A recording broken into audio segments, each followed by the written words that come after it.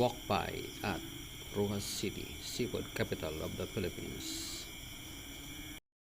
Good morning mga kataras. Dito tayo ngayon sa Rojas City, ang tinaguriang seafood capital of the Philippines. Unang-una, napaka ganda at napakalinis ng syudad na ito, na dating mother province ng ating probinsyang Romblon.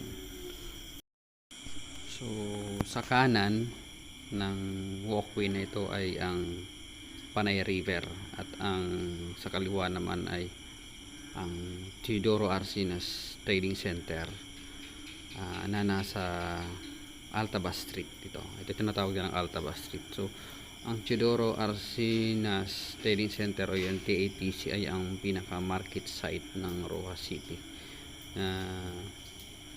Nakita natin kanina na mas maluwang yung kanilang seafood portion, yung portion na intended sa mga seafoods. At ang iba ay yung kanilang mga lokal na produkto na ibinababa mula sa iba't ibang bayan ng Rojas City. Actually, huling bisita natin dito 18 years ago.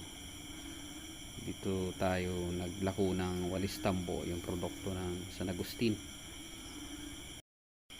So ngayon pupunta tayo sa pinakagitna ng Rojas City, yung kung saan makikita natin yung provincial capital at ang kanilang iba pang mga strukturang panahon pa ng Espanyol. So ang Rojas City ay kapital ng Capiz na nasa hilagang silangan ng Panay Island. So isa ito sa pinakamatandang probinsya ng Pilipinas. Halos panahon ng Espanyol ay sakopan nito ang Romblon, at sa nahiwalay lamang ito ng ayan, nandito tayo sa Altaba Street. So nahiwalay lamang tayo mga panahon yata ng Commonwealth, pero mayroon pa balik-balik yun, yung Romblon, at sa tuluyan tayong humiwalay sa kanila. Pagkaalala ko, every March yata ang Romblon Day, so araw ng pagkahiwalay natin sa Capiz. So nakikita natin ay ang Rojas Avenue. Ito yung pinaka main highway nila mula sa Coconnec, mula sa Pier. So ngayon tadaan tayo sa isa sa pinakamatandang tulay ng Rojas City, o yung Rojas City Bridge. So ayon sa history, ito ay Spanish era na tulay. So ito yung silbing daanan ng mga tao mula sa kabila, punta doon sa kabila sa tinatawag na Panay River. So ayan yung tulay na mayroong walkway. Dito lang tayo nakikita ng kakaibang tulay. So talagang makikita mo na Spanish time talaga yung design niya. Ayan, yan po. Ayan, pababa tayo. So dito makikita natin ang kanilang fountain sa gitna. At pakaraming tricycle na makikita dito. Ayan. So ito ang ating Capiz Provincial Capital. Ayan, yung design nila talagang makaluma pero maganda pa rin tingnan. So tadaan tayo dito sa kanilang pedestrian lane, at nakakatawa, mayroong monumento ni Rizal sa ating madadaanan.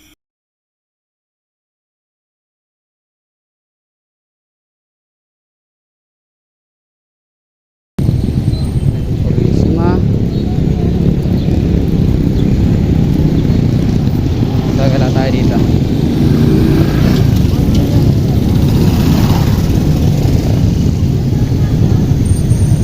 Huli natin pasyal dito 2004.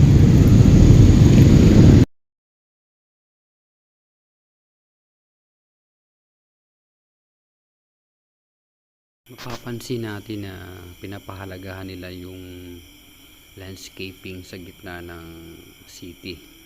Ayan, meron silang mga open space para sa kanilang mga tao at sa mga bisita.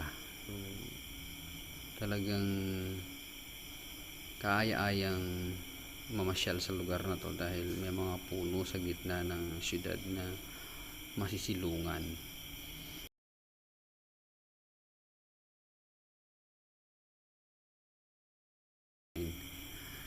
Ayan, yan yung ayan, so ito kasing lugar nito ay mga nakapalibot ang opisina ng gobyerno. Ayan, ito pasukin natin itong tinatawag nilang paseo. Meron sila ditong mga tindahan at kainan. So maraming tao. Ayan, parang bazaar area. Makaka-order ka rin ng pagkain pag nagutom ka. So sa pagitan niya ng City Hall at ng simbahan, ayan, tinatawag nilang paseo.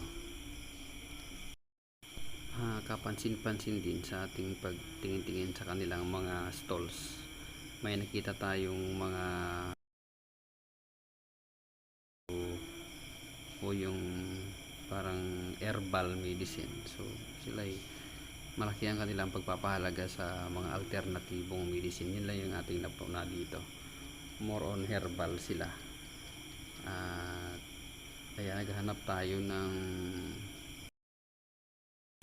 souvenir t-shirts na maiuwi pagbalik ng Romblon. So ayan, may nakita tayo, lapitan natin. Ate, magkano sa ganito? Sir, T-shirt, kanya, magkano ganito? mayroon 200 sir, 280. Ito yung ginawa ko sir, 200. The rest po is 280. Marami po akong t-shirt sir. So ayun, ganun lang kamura ang kanilang mga t-shirt. At actually hindi naman tayo nakabili doon, naghanap pa tayo ng ibang mapagkukumparahan ng presyo. Siyempre wise tayong buyer. So ganun lang, hanap muna ng iba. So ngayon dito tayo sa likod ng kanilang City Hall. Pupunta tayo sa sunod na street na sa museum nila.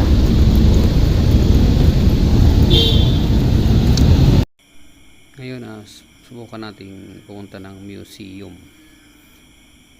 Tingnan natin kung anong makikita natin doon. Medyo exciting sa akin bilang guro ng history ang mga ganitong struktura sa isang lugar. Doon mo kasi makikita sa museum yung kung ano yung lugar na yun sa nakaraan, parang lalakbay ka sa nakaraan. So yan, ito yung kalsadang ito ay tinatawag nilang Arnaldo Boulevard. Ayan, ito yung kanilang museum. Tingnan natin kung ano ang Panoblion. Wala ang ano sa kanila, ibig sabihin na nakasarado, nakita natin may padlock. So hindi natin alam kung bakit nakapadlock. So dito pa tayo sa bahagi ng open space na to. So halata at talagang mahalaga sa kanila yung pagtatanim ng ornamentals dito sa gitna ng city. So pagpapahalaga ito sa kanilang mga residente na magkaroon ng maaliwalas na kapaligiran. So thumbs up tayo dyan sa LGU nila sa mga ganitong klaseng pamayanan. Ayan, may nakita tayong isang revolto. Titingnan natin kung kaninong revolto ito. First time nating lumapit at plate na nakasulat. Basahin natin yung kung ano yung nakasulat. So ito ay si Manuel Acuña Rojas, 1892 to 1948. So siya pala ay patriot, statesman at isang sundalo at ikalimang presidente ng Republika ng Pilipinas, 1946 to 1948. So siya pala ay bar top notcher 1913 at naging governor ng Capiz. So siya din pala ay isang brigadier general noong 1945 at namatay noong April 15, 1948. So ayan po si Manuel A. Rojas na lolo ni DILG Secretary Marujas sa panahon ho ni Pangulong Pinoy. Ayan, so nakita natin dito yung isang building sa kanan, yung Halaran Plaza. Isang event place. Ayan, napakagandang loan nila. Tsaka meron silang traffic light. So dulo ito ng Arnaldo Boulevard. Ayan, so napakagandang tingnan. Bago tayo magtapos mga kataras, napag-alaman din natin ang bayan ng San Fernando sa Sibuyan ay halos dito na namimili ng kanilang mga pangangailangan. Bali 2 oras yata o 3 oras na biyahe sa bangka. Pero meron na ring barkong Starlight from Romblon to Roa City. Ayun po, maraming salamat. Keep safe mga kataras.